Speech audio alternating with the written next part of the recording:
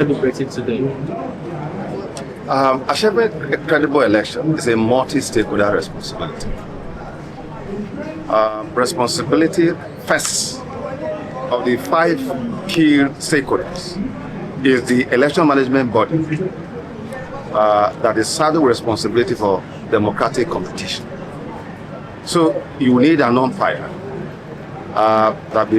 it should be independent, should not be intimidated, to stand tall in implementing the electoral regulations, the provision of the Electoral Act, fully, fairly, and impartially. Second, you need a judiciary. Because third, you need the candidates, the media, political parties, CSUs. But fundamentally,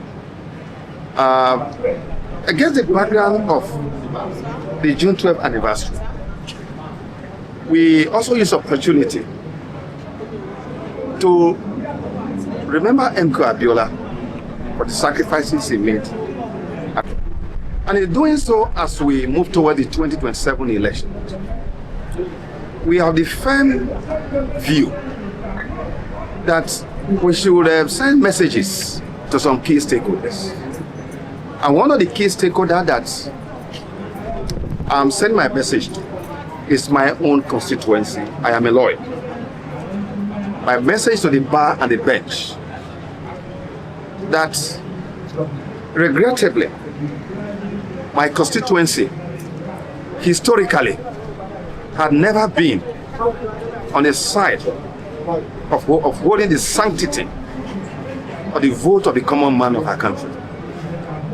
From 1979, with the controversial 2/3 of 19, to 1983, when we had landslide validated by the courts. And of course, what happened in June 12th?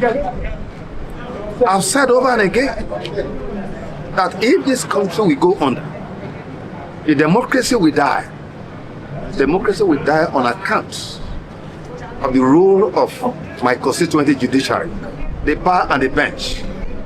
Because we recall that services of lawyers were procured by Ato Ezeribe and Abimbola Davis under their unregistered Association for Better Nigeria. They approached the courts despite decree number 12, decree number 13 of the time that provided that no court shall stop the holding of election.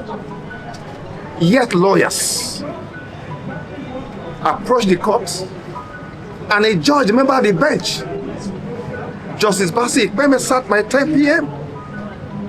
to give an order stopping the holding of election on June 12th.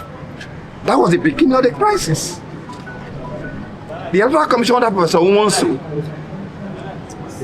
and even when the military government itself shamelessly pretended to say, go ahead, election went on. More so when Justice Moshood, God bless, of Lagos High Court, said on the basis of that decree, election must go on. Chief MKO was close to victory. About 14 state results have been announced. But what happened again? Judiciary, the Chief Judge of Abuja, gave an order stopping the announcement of the results. And that's what led to the problems. And eventually, on the 23rd, even when that was appealed against by the Electoral Commission of the time, under Umonsu, the day the judgment would be delivered at the Court of Appeal in Kaduna, what happened? The courts, an unsigned statement on the 23rd of June, and not the June 12th election. If you look at the trajectory, you find out that both the bar and the bench, they didn't do well. Today we are going for election. You could see the crisis involving the political party. That's why it's the section of the Electoral Act that prohibited the court from interfering into basic matters of internal affairs, political parties and all that. Despite the the law saying so, you could see lawyers using that provision, trying to look at other provision of the Constitution under fundamental right to take matters to court. And so, I must say this here. My message to my constituency is that they must act as a guardian angel of some sort, the survival of our democracy. Because the first early sign of the subversion of democracy is the failure of the courts, of the judiciary, to hold political actors accountable. Today, there's no consequences for wrong thing in our country. Our value pyramid is upside down. Dishonesty is now on top. Doing the right thing has become an anathema. You are likely to lose your life in Nigeria of today for wanting to do the right thing. This is where we are. You will now see what you have the Electoral Act, where lawmakers are now making law for themselves to protect themselves. That results to that we have developed, that we have used the BIVA, the Iroele, that we have used to conduct 105 elections, including 5 governorship elections before we left office in 2022, that we still have in place. They have now placed a proviso that what do you call it, the transmission, none of that component. So fundamentally, yes, that's where I was just taking you to, because you have actually been a part of that same constituency, Independent Electoral Commission. I want to just ask you, just to wrap up, maybe in just few words, how much do you believe in the leadership of INEC today to prosecute a free, fair, credible, and transparent elections in Nigeria? Yes, I just told you that it's a collective responsibility. I can't speak about them because I am no longer in the system. But what I know is that 2027, every election is a test. But the 2027 election will be more than a test, to be a verdict on our collective commitment to do the right thing. And that is to let you know finally that my advice to security agencies, my advice to the commission, my advice to political parties, candidates and CSO is that after this election, we must know, just as we are looking at the history today, that the High Court of History will sit in judgments over the role that each and everyone will play. INEC will be judged, Judiciary will be judged, political party and their candidates will be judged in respect of how the election will go.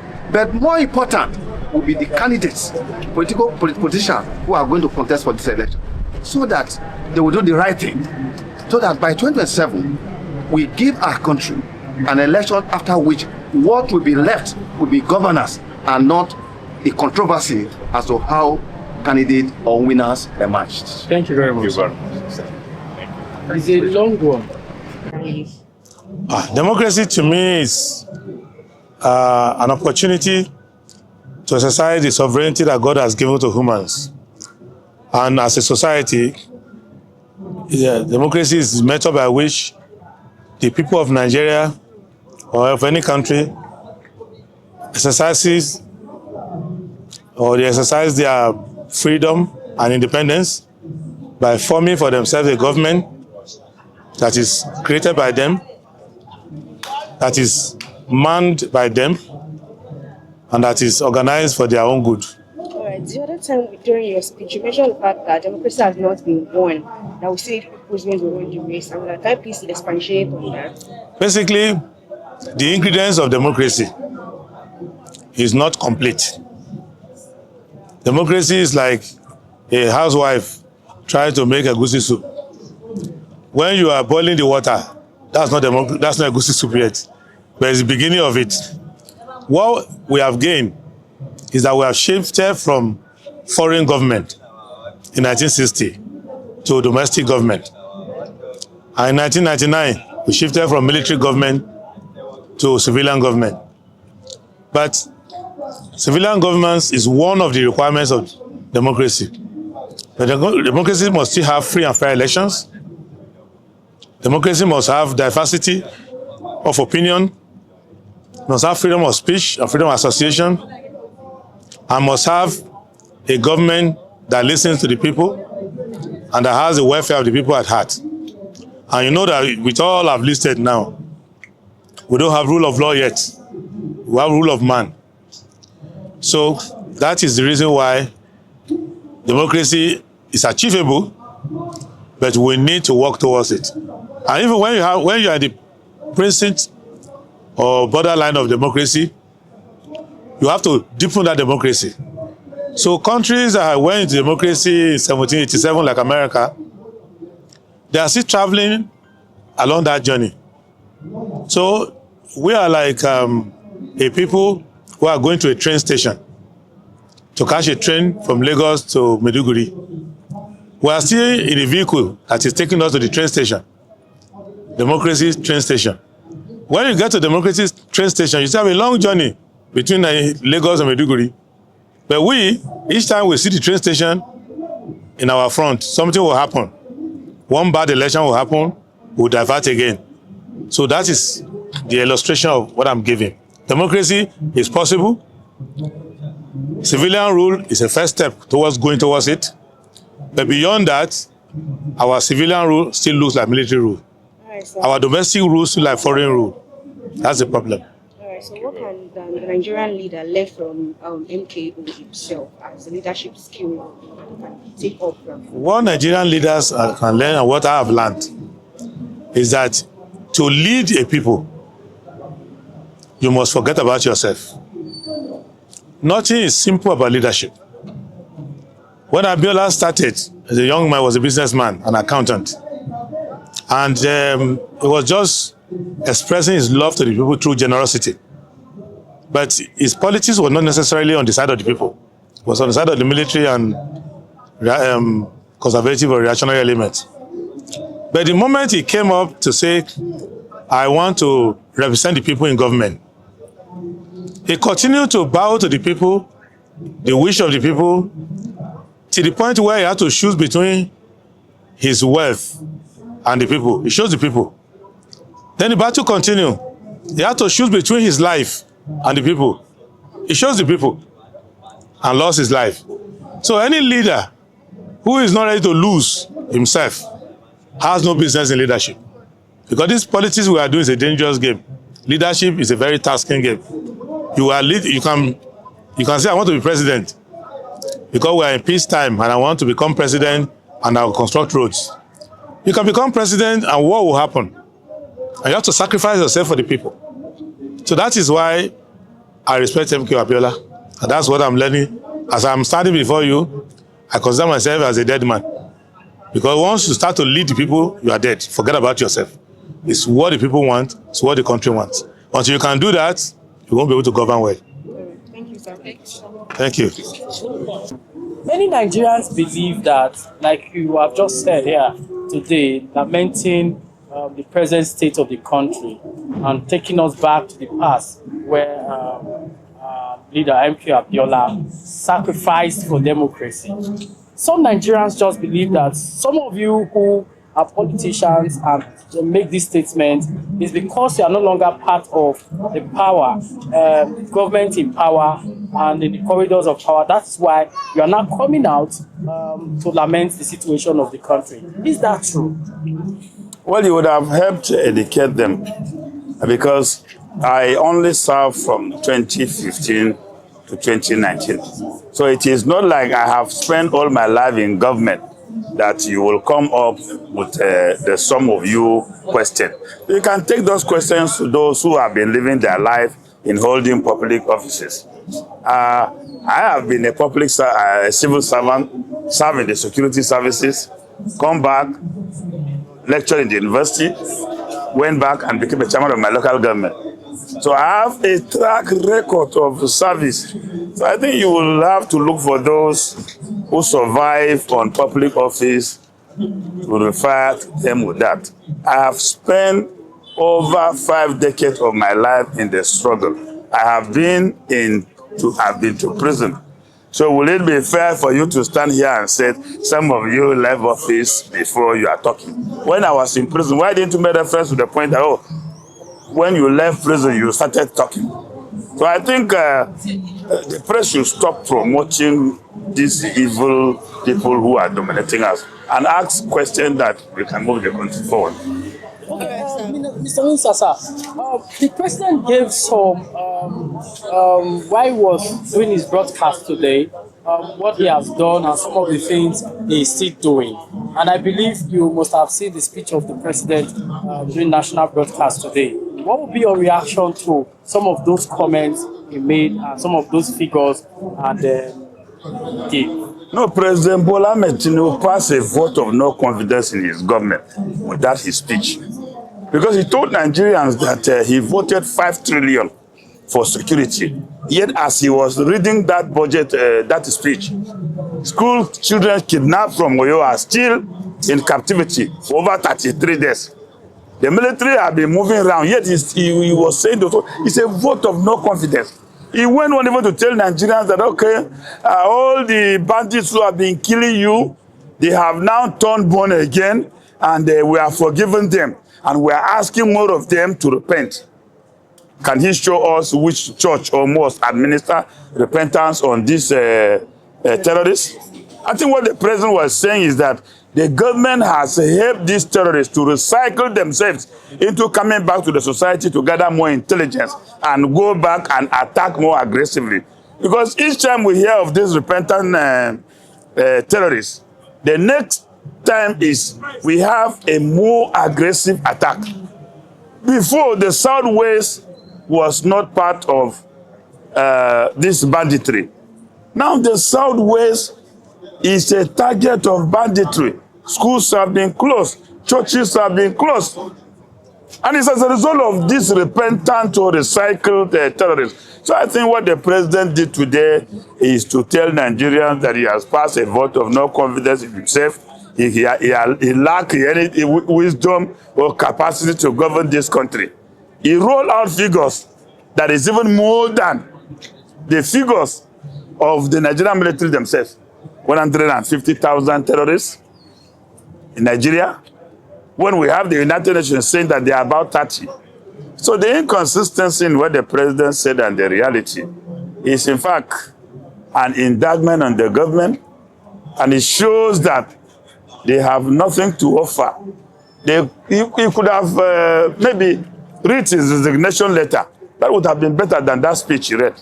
All right, so for somebody who has worked with youth over the decades, what do you feel like the role that youth can play in the democracy, just more than just celebrate the democracy day every year? What role can the youth, you can't dispense with the youth and talk about national development. The youth are the building bricks of the future. Any country that is talking about development must talk about its youth, because the youth are the resources. So when you have a country abandoning its youth as we are doing, that's why we have more problems on our hands. Because we have a large chunk of the youth that are unemployed, unengaged, but they are very brilliant and resourceful. So I think my position has always been that government should consider the issue of youth development more seriously, because it's a phase. Once you pass that age of youthfulness, you cannot contribute again. And that is why you look at Canada. The Prime Minister of Canada retired at 29. Some of you are 35, and the only job available for you is to be SA of a chairman's wife, or SA to or PA to a member of the House of Reps, or PA to the PA or the PA of the son of a president. These are the only opportunities for you. So, Honorable Minister, sir, like you were saying, that the figures given by Mr. President of those terrorists that have been neutralized as at this morning, does it resonate with the figures that you were talking about with the United Nations and all of that? No, United Nations said that the entire suspected number of terrorists in Nigeria is about 30,000. And the president is telling us that they have killed up to about 150 or whatever number. And you see, the problem with this number they said they have killed is that the more they said they kill, the more emboldened the terrorists are. Before, we know that Boko Haram somewhere around the northeast was under control. They have come back now more aggressively. They are bombing. They are attacking military installation. They are even killing brigade commanders. And yet, the commander-in-chief, who have lost servicemen to the status of brigade commanders, is telling us that he is opening wide doors for terrorists to repent. Windows rather. No, I think this one is not. Windows is too small for them to enter. Because he's opening wide doors for terrorists to come in and repent. Meaning that we have opened St. Emilio Church for terrorists to come and repent. And will they repent? Will they kidnap school children in Oyo? Will they repent with the women they are raping that they kidnap from Kaduna, Kwara, and Naija? I think I have today is one of the saddest days when I listen to the speech of the president. Thank you very much. Nice meeting you. Yes, my name is Dr. Yunus Atanko. I am also the national coordinator of the Obedient Movement worldwide. Nigeria has come back to uninterrupted democracy like we know since 1999. Since then, do you think it has fulfilled its function, impact, and necessity as far as Nigeria is concerned, which we are celebrating today? Let me remind you of that song, On the March Again. On the march again. Nigeria and the president on the march again. You see, this Abiola. So if we had already gotten what we wanted, we wouldn't be on the march again. We have not. Obviously, we have not. In fact, to tell you the truth, the situation is even getting worse. Because almost every political party that you are seeing existing now has one issue or the other, including the ruling party. They are just pretending. But they are the orchestrator of most of the problems of that having to all of the political parties, because if the electoral act that they put in place does not affect and positively affect the electoral system, we will end up having a shabby election. And what does a shabby election do? It brings in bad leaders. And what does a bad leader do? It brings in bad governance. And what does bad governance bring? Bad leadership in the home of every one of us. So you see, we are at a crossroad. So the problem is that the government of the day or the party of the day should realize that a good governance or a good process of the electoral act that will usher in good governance will only bring in good governance that all of us benefit from, including those who may find themselves in position of power at the end of it all. So for now, we are just trying, but honestly, things are worse than it was before. Talking about good election, just this morning, Mr. President had given a marching order to INEC, even though they are independent, and also to the security agencies, that they should go and conduct a free, fair, and credible election in Ekiti and Osun. Do you see all this coming to fruition with what you have just said? Well, I only hope that it is not a word of mouth by Mr. President, because we have an electoral umpire that is not independent. According to Justice Mohammed Iwe's report, if we will have had an electoral commission that will be independent, we will have somebody that the Judicial Council and it's been published in the media, then 3 persons will be selected. According to Justice Mohammed Iwe's report, then we'll have selected somebody. But as of today, we're selecting somebody that cannot hold on to his own truth. Meaning that somebody who has an issue with even his Twitter handle, he cannot justify whether that is true. So the fact is that we have a leadership that is already a crooked one. So in that case, if the electoral umpire is not stable and is not just and is not fair, then how do you expect to have credible election? That is the big question. So the marching order, it sounds good, but actualization, I don't think it's going to happen. So what will you advise Nigerians to do now? Good. Now, what we need to do is to revisit this electoral act, even though this particular electoral umpire and chairman of INEC has already been appointed. But then the electoral act can checkmate him. If the electoral hand is working very well, can work very well, he may not have that particular impetus to create, or we have election that is crooked. Because what we are asking for, number one, is real-time transmission of results. We ensure that the voters card and the voters register is clean enough to every Nigerian is known that they have been registered, not depriving some part of this country the opportunity to register and be voted for. Thirdly, to ensure that the security officers are not there to protect the interests of the whole office holder, but rather to protect the interests of every Nigerian. These are facts. Once that is done, because there are three things that affect the election: the political party, the security agency, independent electoral commission, and if any one of them fail, the election is null and void. Thank you very much. Thank you very much.